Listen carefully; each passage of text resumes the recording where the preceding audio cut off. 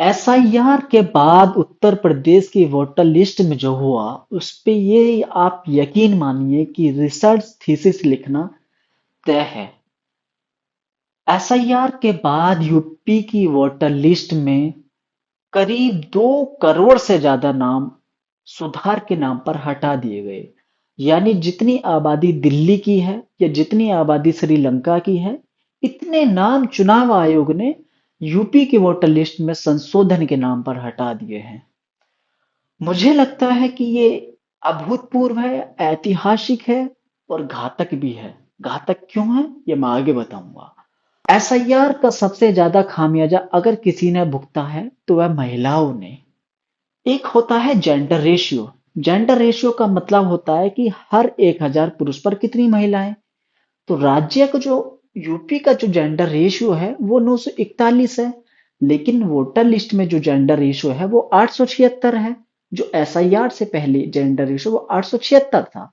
लेकिन आज तक ऐसा नहीं हुआ कि जब इतना बड़े पैमाने पर जेंडर रेशियो फिसला हो जो एसआईआर के बाद हुआ। एसआईआर के बाद यूपी की वोटर लिस्ट का जेंडर रेशियो 42 अंक तक फिसल गया है। 834 जेंडर रेशियो इस बार जो वोटर लिस्ट का फाइनल वोटर लिस्ट आई है एसआईआर के बाद उसका दर्ज किया गया है। मुझे याद नहीं कि शायद ऐसा पहले किसी लोकतांत्रिक सुधार के नाम पर ऐसा हुआ हो। लेकिन ये बहुत घातक है। अब आप एक आंकड़ा ध्यान से सुनिए। अगर एसआईआर से पहले वाला जेंडर रेशियो इस बार भी फाइनल वोटर लिस्ट में बना रहता तो महिलाओं की जो संख्या है वो तकरीबन 31 लाख ज्यादा होनी चाहिए थी। यानी जो महिलाओं की संख्या है टोटल संख्या वो 6 करोड़ 40 लाख होनी चाहिए थी।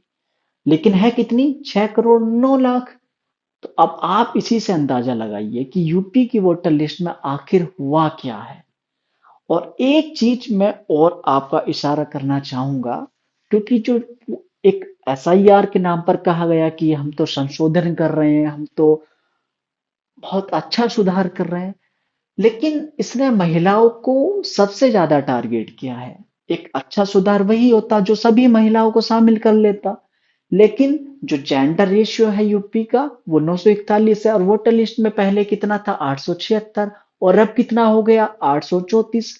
और अगर हम 941 की तरफ बढ़ते तो आज महिलाओं की संख्या तकरीबन 78 लाख ज्यादा होनी चाहिए थी, जो कि नहीं है। और एक चीज और मैं आपको बताऊं, अगर चुनाव आयोग एसआईआर ना करता और केवल सभी योग्य महिलाओं को वोटर लिस्ट में लाने का प्रयास करता तो करीब 1 करोड़ 40 लाख महिलाएं यूपी की वोटर लिस्ट में शामिल होनी चाहिए थी, जो कि नहीं है। इसका मतलब क्या है? 1 करोड़ 40 लाख महिलाएं जो वोटर बनने के योग्य हैं वो वोटर लिस्ट में शामिल नहीं है। आप इसको भी छोड़ दीजिए, आप एक चीज की तरफ ध्यान दीजिए। यूपी में करीब 2 करोड़ से ज्यादा नाम हटाए गए हैं। और आप एक आंकड़े की तरफ ध्यान दीजिए। याद कीजिए जो पिछला लोकसभा चुनाव हुआ था 2024, उसमें जो दो बड़े गठबंधन पार्टी हैं यानी एनडीए और इंडिया गठबंधन, उनका वोट शेयर में कितना मार्जिन था? 1% नहीं, 0.17%। और इतने कम अंतर से हार जीत तय होने के बावजूद ऐसे राज्य में 2 करोड़ नाम एक साथ हटा दिए गए, लेकिन कोई हो हल्ला हंगामा नहीं हो रहा। मुझे तो हैरानी होती है।